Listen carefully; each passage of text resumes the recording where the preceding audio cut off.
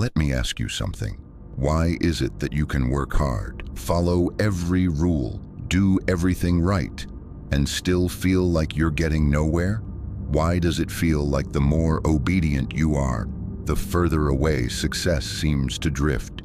It's not just bad luck. It's not just the economy. It's not even your fault. It's because you were trained to fail, not accidentally, not randomly, but intentionally. From the moment you were born, you were placed on a path designed not to empower you, but to contain you. A path built to shape you into a functioning piece of machinery, predictable, passive, and most importantly, obedient. You were told that life is fair, that hard work equals reward, that being a good person is the ultimate goal. But the truth is, none of that was ever about you. It was always about control. They taught you how to memorize, but not how to think. They praised your silence more than your questions. They trained you to follow instructions, never to challenge them. And when you obeyed, they called you smart, they called you successful. But deep down, you knew something felt off. You knew there had to be more than this invisible treadmill of work, debt, and silent suffering. You're not broken, you're not weak, you're not lazy. You've been programmed, you've been conditioned to stay small, to play it safe, to never question the cage you were born inside. And the worst part? You were taught to blame yourself for it. But what if I told you that you could unlearn it? What if the system isn't failing, you're just waking up to how it was designed? In this video, I'm going to show you exactly how society trains you to fail. I'll take you through the blueprint, the quiet ways the system shapes your mind to stay obedient. We'll look at the fears they feed you, the lies they reward, and the truths they hide. But more importantly, I'll show you the road out, because once you understand the trap, you're already halfway free.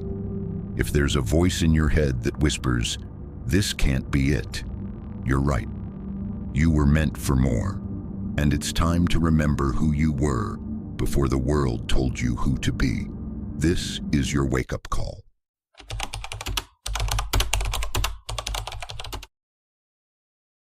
From the moment you're born, society begins building the perfect cage, one you'll never notice because it's made of praise, grades, and gold stars.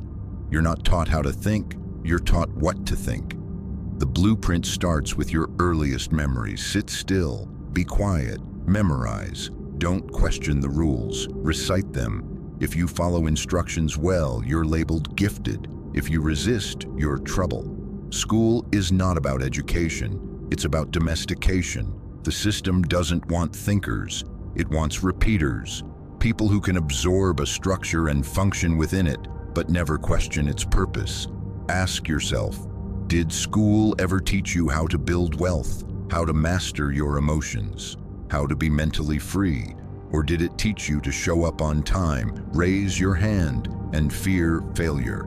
It's no accident that traditional education mimics the structure of a factory. Bells ring, you switch tasks. You're measured by output, not understanding. Mistakes are punished, creativity is stifled, and obedience is rewarded. They don't care if you understand the world. They care that you fit into it quietly. And just like that, a child full of imagination, curiosity, and potential is slowly molded into a conformist, afraid to be different, terrified to be wrong. You don't even realize it's happening. You think you're just doing well. You think you're on track. But what you're actually learning is how to suppress your instincts and perform for approval. Then comes the next layer of the blueprint, the job market. You graduate and are handed a script. Get a job, work 40 hours a week, pay your bills, don't ask questions. The reward? A paycheck, just enough to survive, but never enough to escape. You're told that this is freedom, but if your entire life is dictated by the fear of losing that paycheck, are you free? You spend the best years of your life trading time for money, climbing a ladder that was never leaning on your wall to begin with. Promotions become your new gold stars. You're told to smile more, say the right thing, don't ruffle feathers. And if you do all that, you'll retire at 65 and finally start living. Pause. Ask yourself something terrifying. What if that life you're working toward isn't yours? What if your dreams aren't even your own? What if the car, the house, the job title were all planted in your head by a system that profits from your pursuit of them? That's how deep the blueprint runs. It doesn't just limit your actions, it shapes your desires. It tells you what to want, how to chase it, and when to feel ashamed for falling short. And here's the genius of it all. You eventually become your own enforcer. They no longer need to watch over you. You do it yourself. You silence your own questions. You shame yourself for not being productive. You doubt your worth every time you step off the track. You laugh at people who chase freedom, calling them reckless, unrealistic, irresponsible, because deep down, their courage terrifies you. They told you to dream big, but not too big. They told you to be yourself, but only if it fits the mold.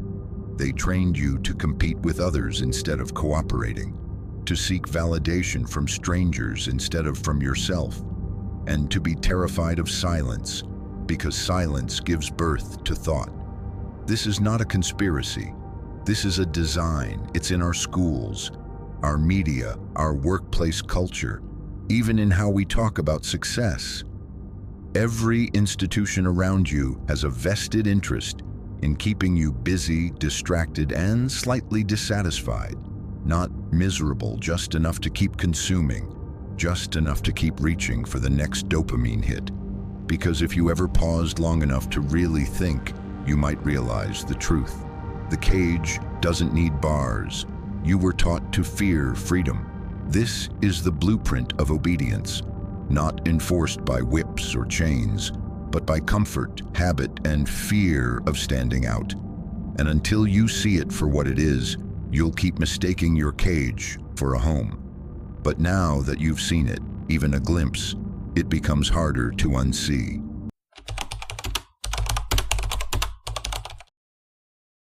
Fear is the invisible chain that holds everything in place. It doesn't scream, it whispers. It doesn't lock the door, it convinces you not to touch the handle. Once obedience is installed, fear becomes the primary operating system. Fear of failure, fear of judgment, fear of not being good enough.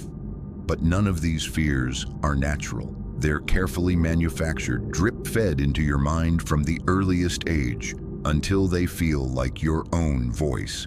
Think about how school teaches you to fear a red mark on a test more than ignorance.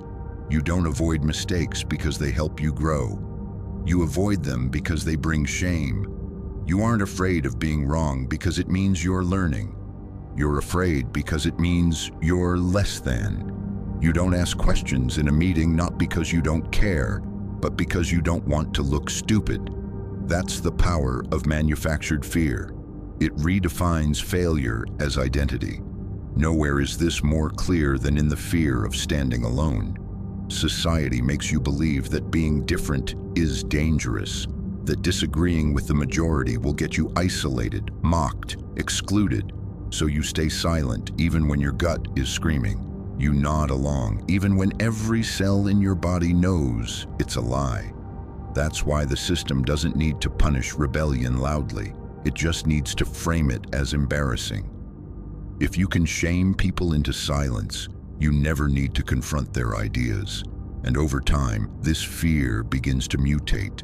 It no longer sounds like, "I'm afraid they'll judge me." It becomes, "I'm just not that type of person."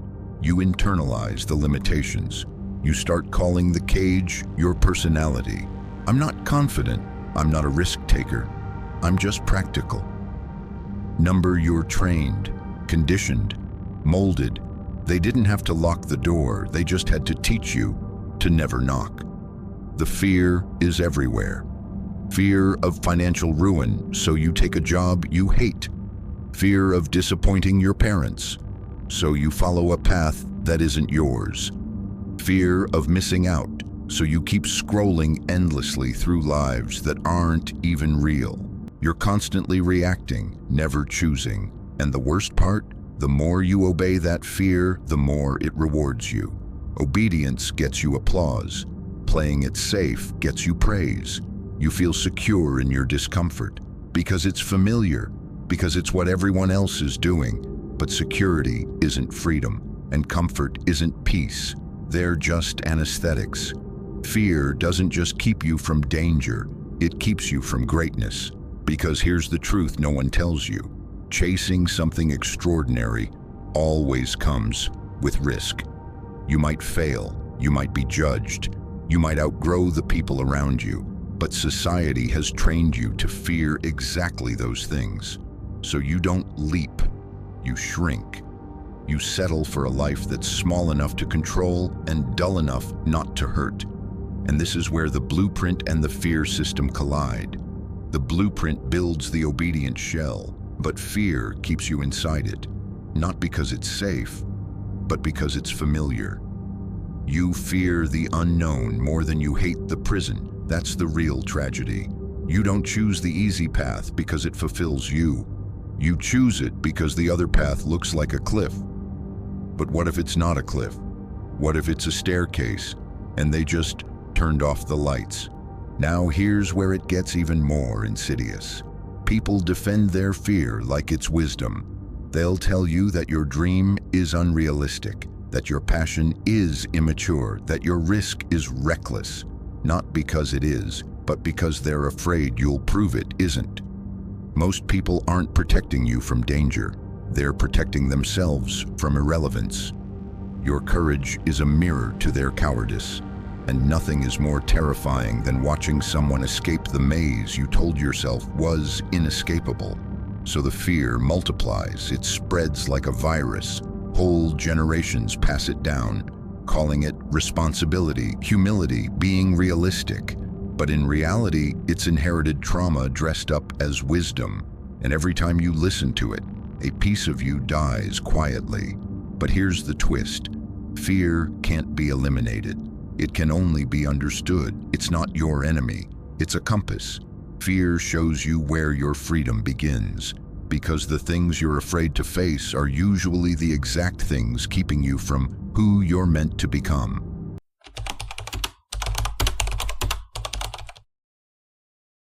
Awareness is the first revolution. Once you see the pattern, you can't unsee it. That's the moment it begins to crack. Not because the system changes, but because you do. The pattern doesn't break when you scream at it. It breaks when you step outside of it. And that begins with questioning everything you were taught to believe. Start here. Who told you what success looks like? Who said you had to follow a single path for your whole life? Who told you that failure is shameful, or that rest is laziness, or that dreaming too big is dangerous?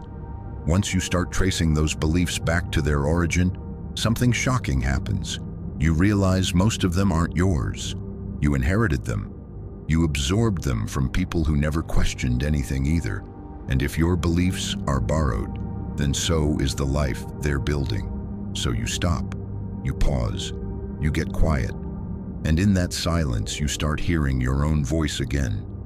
The one that was buried under noise, approval, algorithms, and expectations. The voice that whispers, "You are not meant to obey. You are meant to build." Breaking the pattern doesn't mean running away from society. It means rewriting your internal code. It means unlearning the reflex to seek permission before every move. It means risking discomfort, judgment, and even failure for the first real taste of freedom. You stop outsourcing your worth. You stop asking the world to validate your instincts. You stop waiting for the system to reward you for coloring inside the lines. You grab the pen and draw your own. It won't be easy. You will lose people. You'll outgrow environments. You'll question your own sanity at times. That's part of the price. But here's the truth. No one tells you. Obedience costs you everything you are. Rebellion only costs you what you were never meant to keep. So now you see it. The system, the fear, the conditioning. But what comes next? How do you actually escape the loop? How do you move from awareness to action. The road out isn't a highway, it's a staircase. Steep, uneven, often walked alone. But every step you take is a rejection of the programming. And the first step? Radical responsibility. No more waiting for someone to fix it. No more blaming the system while staying plugged into it. You can't escape a trap you're still feeding. You must own your mind before you can reclaim your life. That means questioning everything you consume. Every podcast, every reel, every headline. Ask yourself, is this teaching me how to think, or just keeping me distracted? Because most content isn't food, it's mental junk. And if you feed on noise, you'll starve your voice. Next, build silence into your life, not as an escape, as a weapon. The world thrives on distraction, but your power comes from attention. Attention is the new currency. And the people who can focus, who can sit with boredom, who can think, they are the new elite. In silence, you will hear the questions you've been running from. Let them rise. Follow them. They are your compass out. Then take risks, small ones at first. Start saying no to things that shrink you. Start doing things before you feel ready. Start disappointing the people who only love the obedient version of you. That's how you rewire your nervous system. That's how you start proving to your subconscious, I don't need approval to be valuable. I don't need permission to be powerful. And lastly, build something. It doesn't matter if it's a blog, a business, a book, a brand. Create. Creation is rebellion. When you build, you stop being a pawn. You become a player. You shift from consumer to creator, from servant to sovereign. You stop asking for a seat at the table and realize you can build your own. You don't need to go viral. You don't need to be famous. You just need to stop living a life designed by fear and start living one led by vision. Because once you've seen the pattern, you either keep dancing inside it or you start writing your own steps. This is your moment. Not tomorrow, not after the next promotion, not once life calms down. Now the cage is open. The key was never hidden. It was in your hand the whole time. So the only question left is, will you walk out or stay because it feels familiar?